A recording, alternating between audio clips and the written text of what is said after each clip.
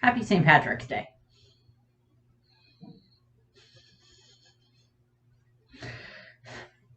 Yeah, I have St. Patrick's Day decorations because when my work, I still work there, but we work from home now.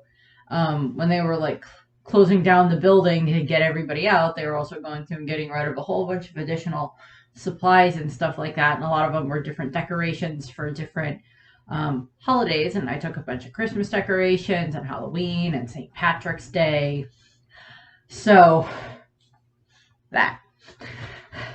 And then this, I just got yesterday at the store because it was cute and I wanted a St. Patrick's Day headband. Um, we'll see how long it stays on for the video. So, this video, also I have Zorro shirt because, the One Piece character you tend to associate most with, luck and green is Zorro. So, Zorro. He is the person who decided to throw a cursed sword in the air and hold out his arm and see if it decided to cut him. Because, Zorro.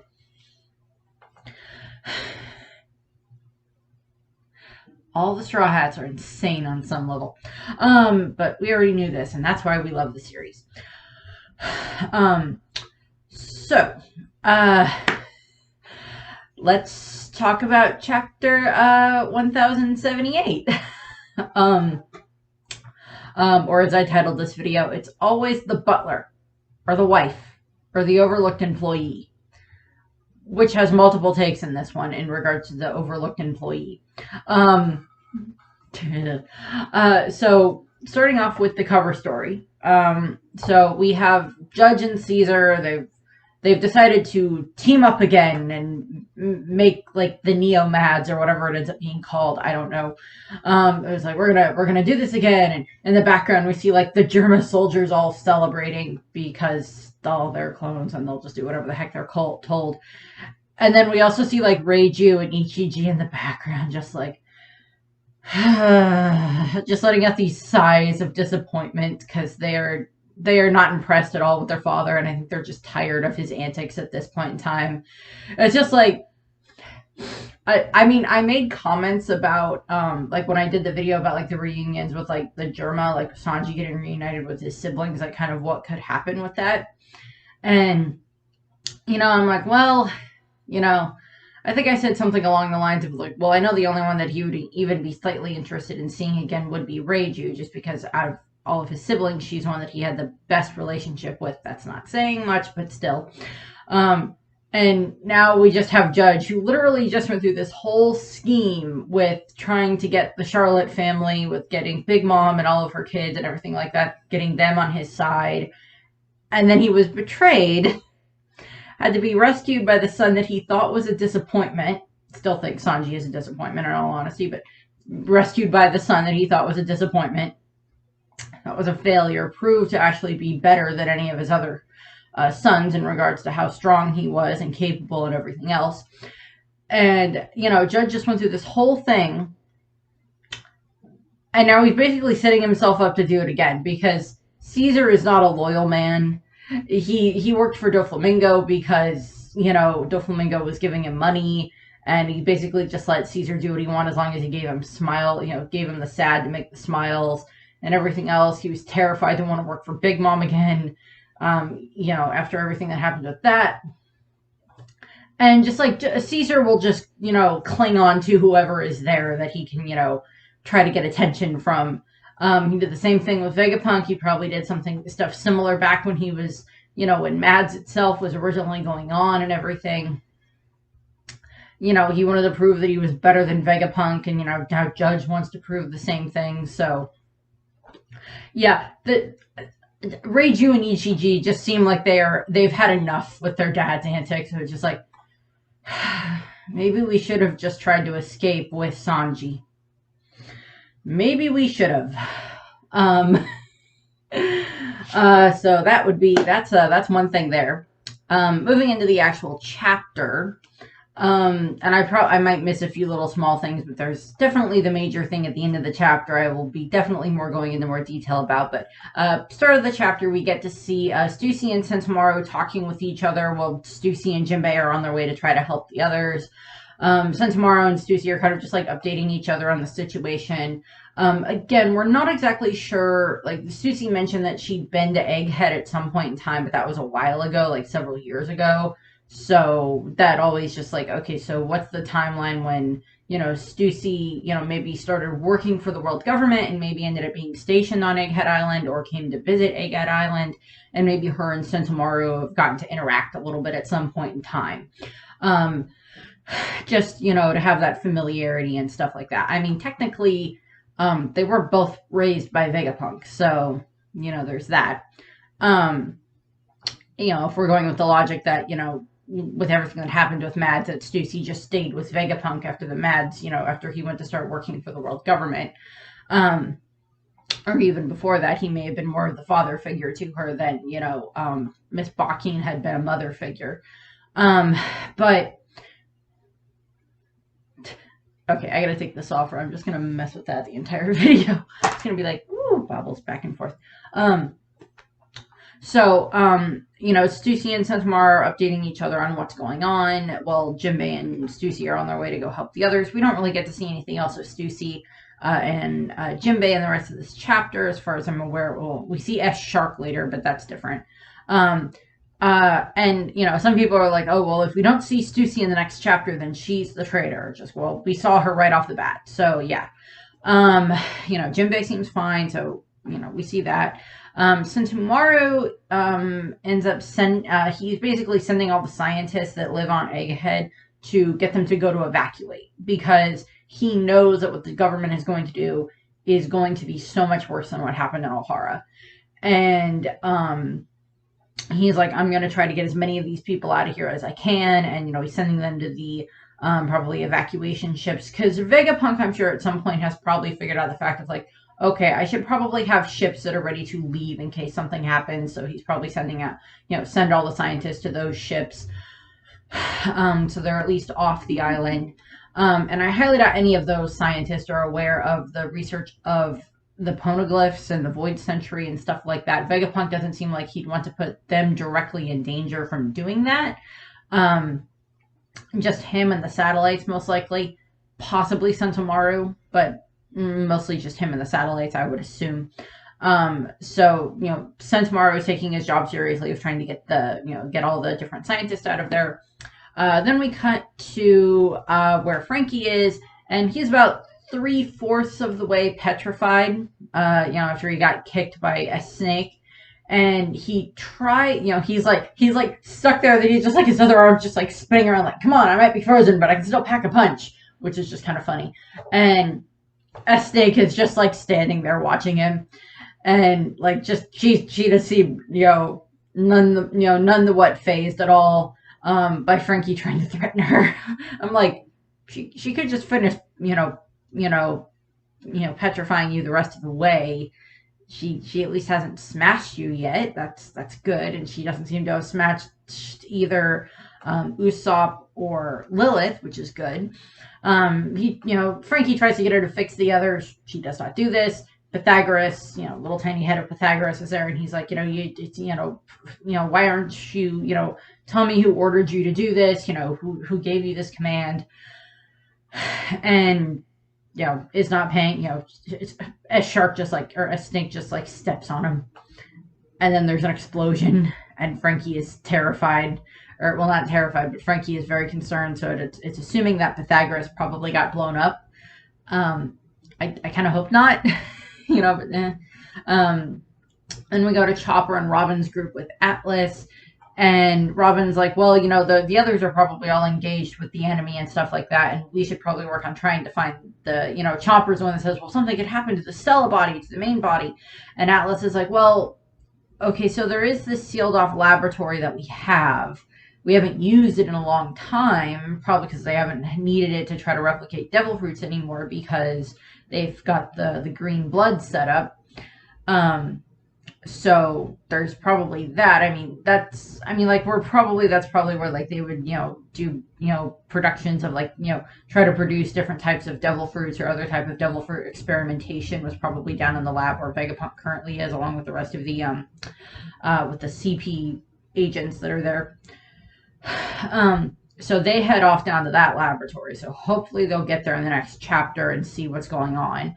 Then we cut to where Nami's group is. We see her, she's holding Edison, and she's like very concerned that Edison is not responding to her, which means that Edison probably got a pretty good, we know that in the last chapter we saw that Edison got probably beat up a fair amount by S Shark.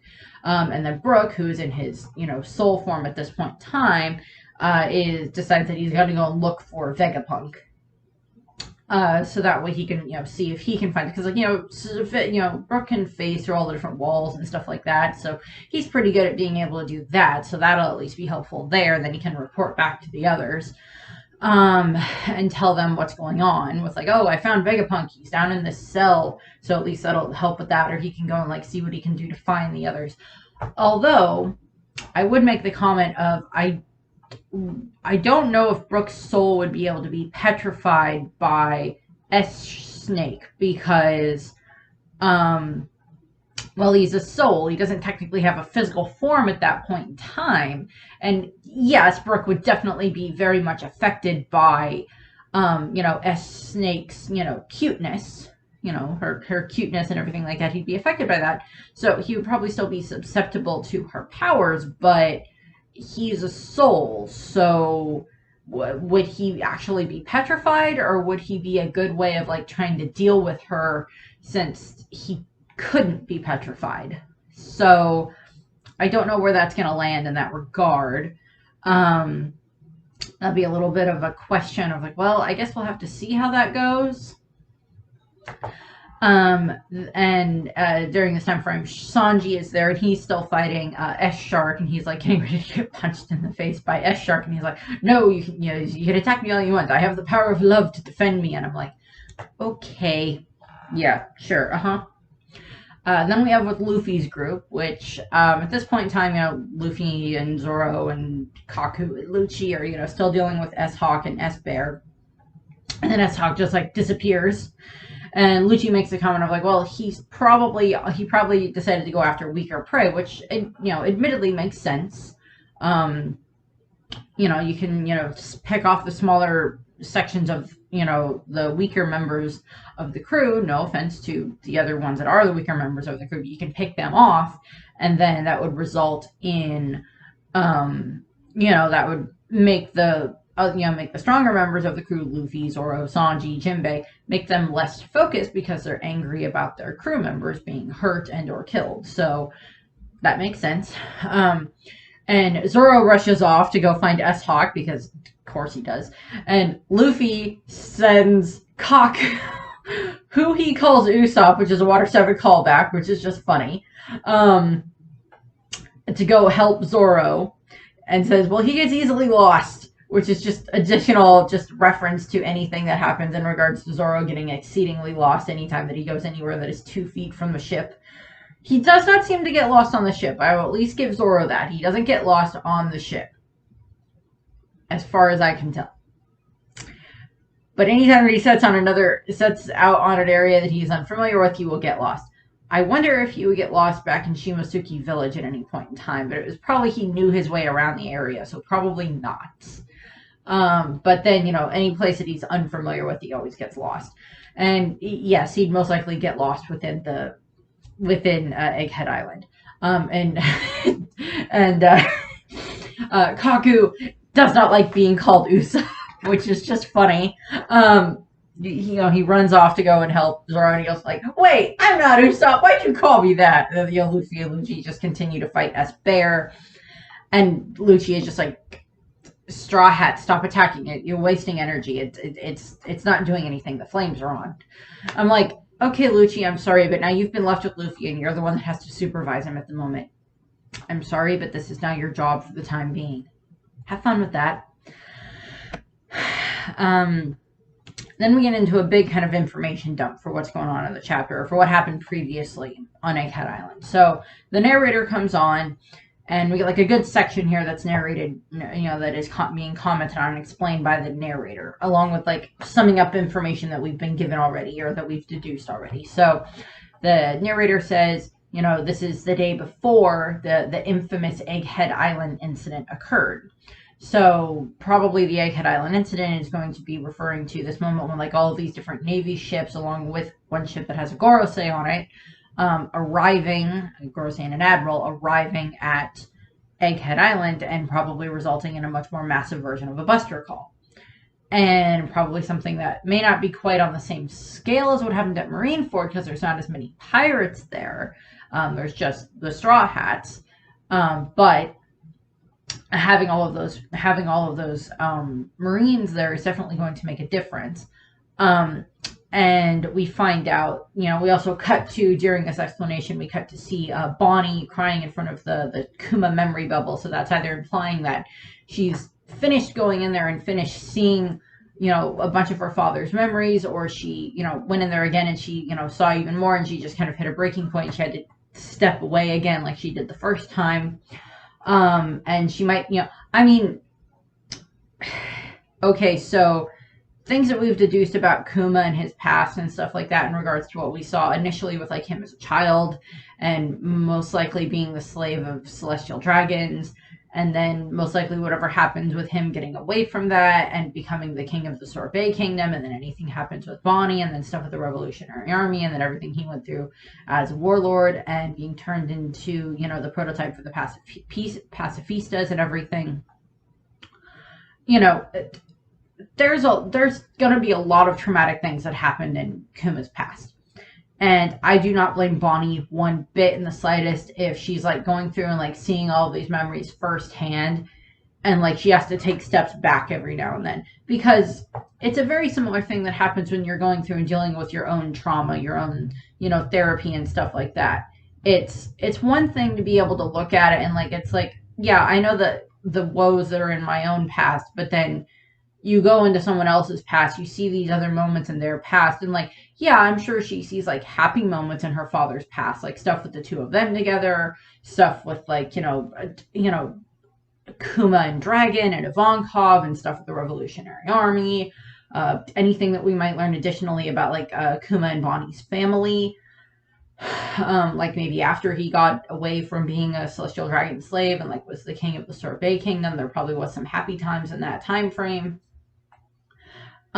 So it's not going to be surprising if she has to take these moments where she has to like step back and just like, process what she's seen. And she may have seen everything else already, may have seen it all, and has seen what happened with her father and everything. And maybe she's going to be the one that can show up and help save Vegapunk or something like that. We'll see what happens. But we also get some more information from the narrator where he says that, we are told that this whole thing started about 3 months ago, that someone on Egghead Island told the world government that Vegapunk was researching the Void Century and that he had all this stuff from Ohara, or that he at least had access to all of the books from Ohara. Over the next, couple of months, over the next 3 months, they sent different, CP agents to investigate. And it was basically, kind of what we were told already, or what we deduced already, where it was like, the CP agents show up, they get, on a tour and see stuff, investigate, whatever. And then, like, they don't find anything. And then, Vegapunk and Shaka, send them on their way.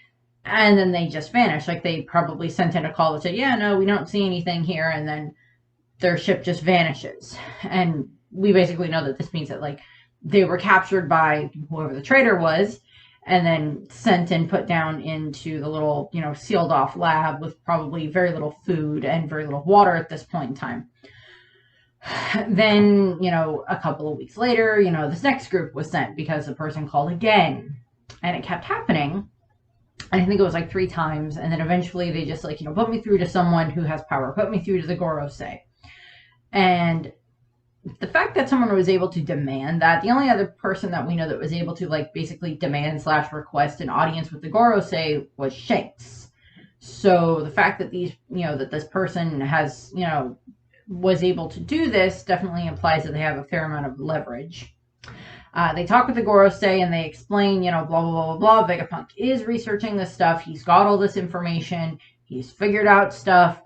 Maybe told them about the giant petrified, broken android robot giant thing that's down in, that's down in their basement scrap heap area. So there's that. And then, that's when they sent CP0 to deal with them. And this is the result of that. And along with this, Saint Saturn headed off to take control, claim control of the Seraphim with Kizaru's protection. Because, of course, given the Seraphim hierarchy, order hierarchy, that would put, you got the chip, authority chip holders, Santamaru, the 6 satellites, Vegapunk, and then the Gorosei. And by technicality, probably could get Eam somewhere in there, depending on circumstances. But if one of the Gorosei shows up and orders the different, Seraphim, then the Seraphim then would all default to, obeying this person, would obey, Saint J. Garcia Saturn. And in that regard, I made a comment back during one of the other videos recently where I made the comment about, if he is truly, if J. Garcia Saturn is truly one of the bad guys, which he's given no indication for us to think that he's anything but one of the bad guys, the corrupt Gorosei, blah, blah, blah, blah, blah. But the problem is that if he does get control of the Seraphim, then his control order, unless he kind of also gives control over to the other Gorosei, mean that all the Seraphim or any of the ones that he does happen to encounter would obey him. Which, yes, in theory would put them all on the side of the Gorosei and the world government and Eam Sama and the Celestial Dragons and everything. But if he either betrays the other Celestial Dragons, either for his own gain or for other reasons, then all the Seraphim are then under his control. So, I'm not exactly sure where they're going to put that, but, at least, Saint J. Garcia Saturn headed out to go to Egghead with, Kizaru to, for protection along with all these other battleships. We also see all these other Marines heading on their way to Egghead, very similar to what we saw at, for Marineford, when a whole bunch of them were heading off to Marineford for, Ace's execution to deal with Whitebeard. So it's kind of a reminiscent of that. We'll probably get something similar that happens there in the anime. Then we get into the big thing of the chapter. The big full reveal of what's going on. The narrator says, and things will culminate tomorrow and the outcome will shock the world. Like, well, probably you destroy the world, you supposedly kill the world's foremost scientist.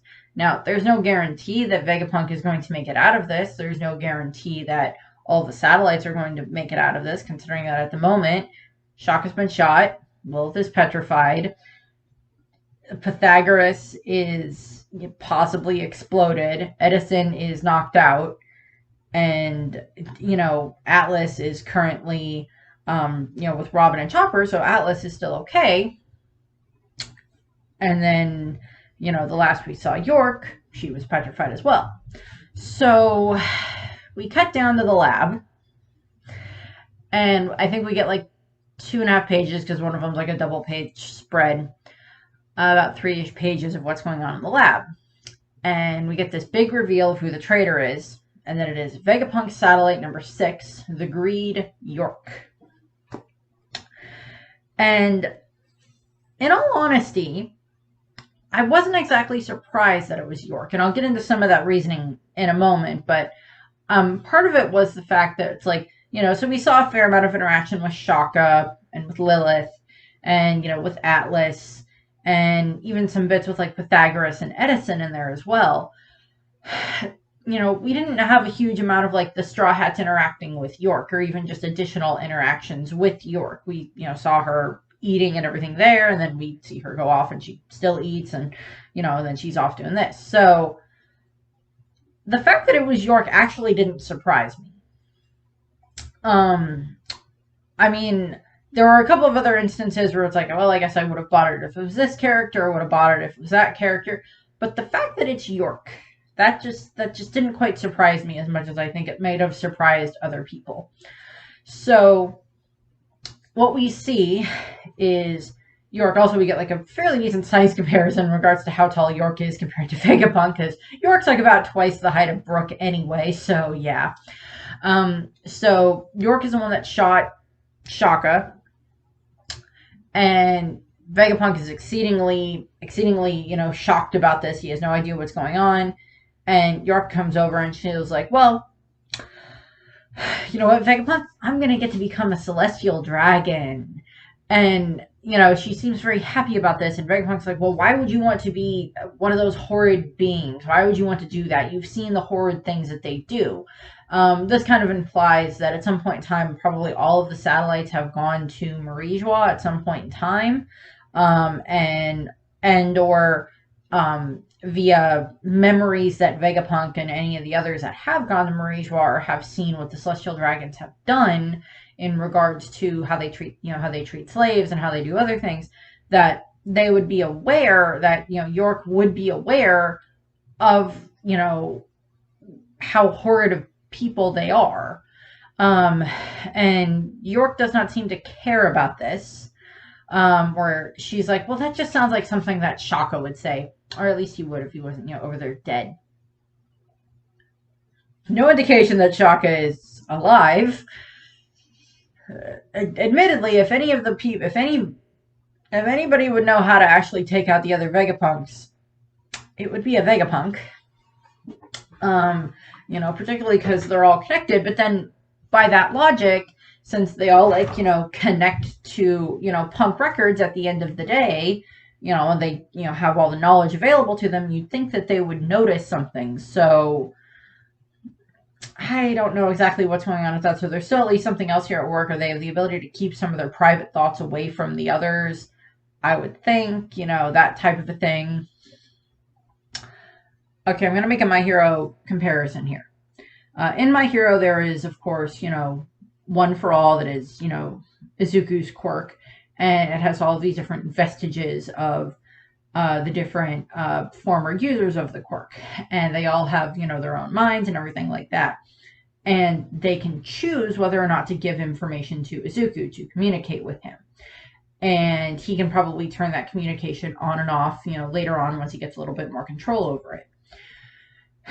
And I'm thinking that Punk Records seems to be a little bit of a similarity in that regard, in the fact that when when the satellites can, connect up to, Punk Records and download, any new discoveries they've had, new blueprints, new additional things like that they've learned throughout that day, it updates it. Now, I would assume York would still be connected to this, and we know that York is connected to the others, and the fact that, we know that when she was, eating stuff, they're like, "Oh, that tastes good," and everything. So, does that mean that, they can still hold back, their own personal thoughts before it goes and gets updates Punk Records? Or, does York maybe not connect as easily as the other ones, because maybe since she's not as involved in the different science side of things, she's more there for, as I mentioned, kind of being the overlooked employee with, eating, sleeping, and going to the bathroom and everything else that she does, so the others can do the other sciencey side of things. So York basically says to Vegapunk, it's like, there's so many Vegapunks in the world, and the world really only needs one Vegapunk. And this basically explains that York is the one that kept, calling the Gorosei and telling them that, Vegapunk is doing this, he's researching this, he's got all this information about the Void Century and poneglyphs and stuff like that. And, that York was also the one making the different, making the different agents disappear before they could return.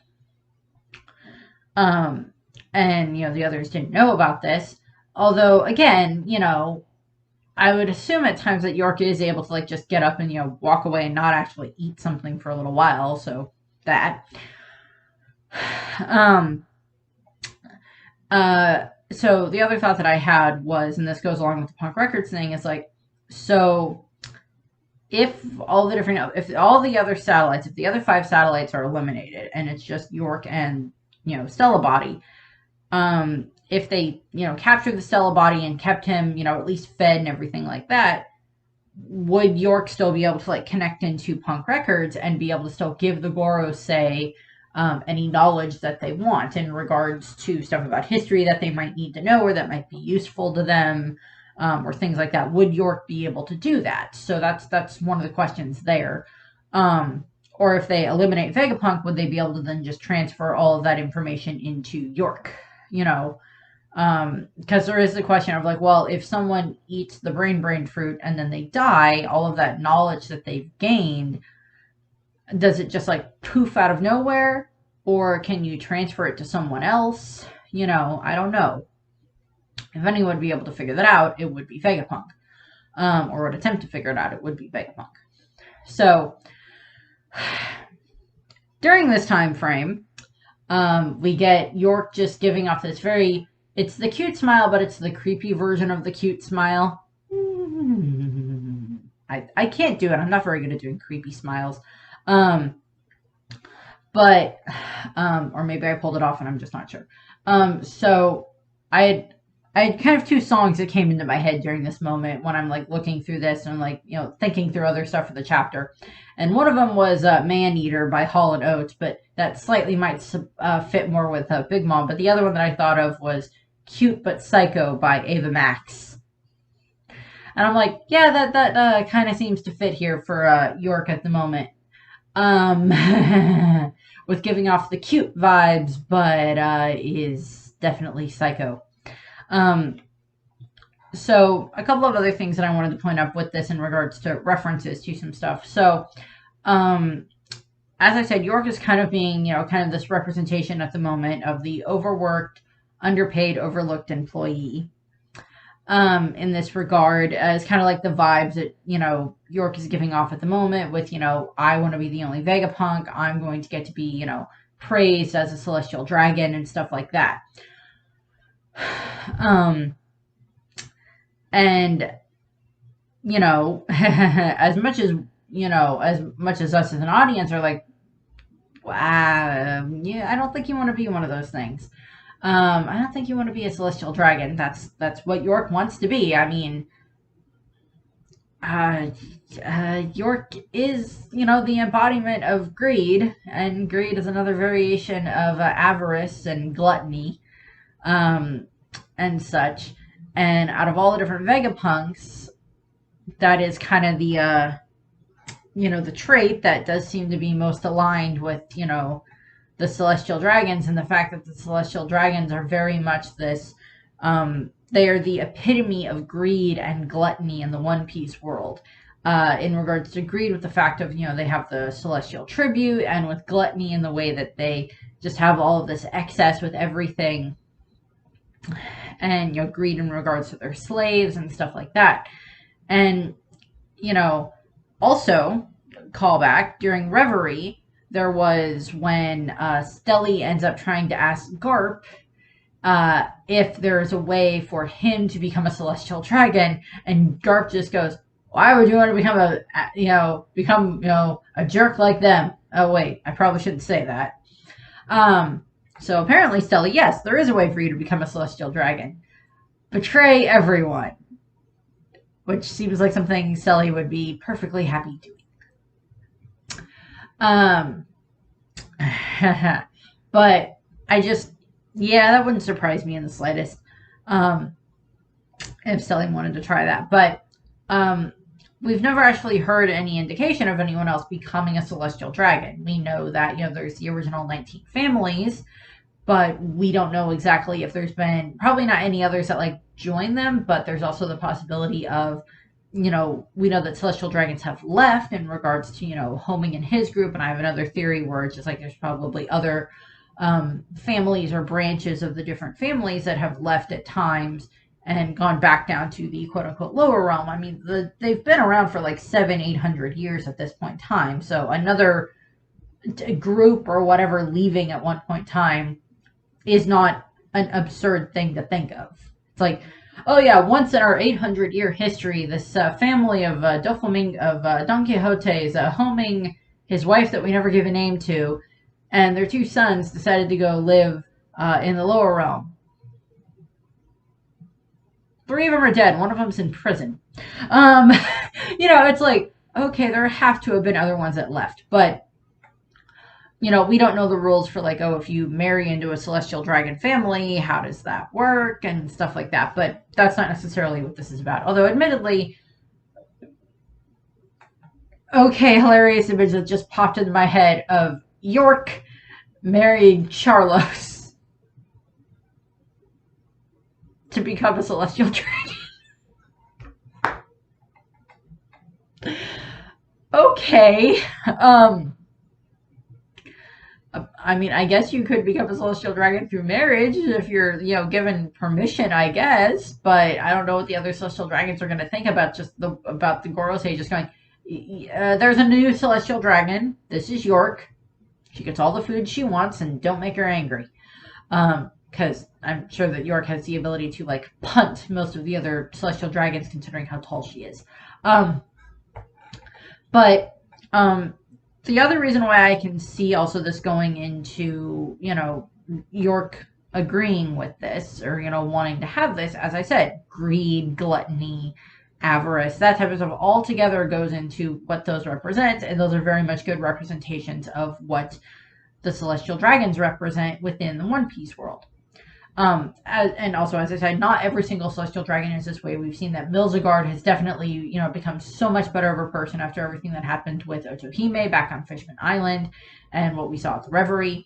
And then, Homing and his wife and Roshinate were, they weren't evil. Homing and his wife were very naive, but evil, no. Doflamingo, yes, evil. But again, York wanting to go down this road, out of all of them, was the one that was like surprising the least in regards to whichever Vegapunk decided was the traitor. And I did want to throw out another reference. So, the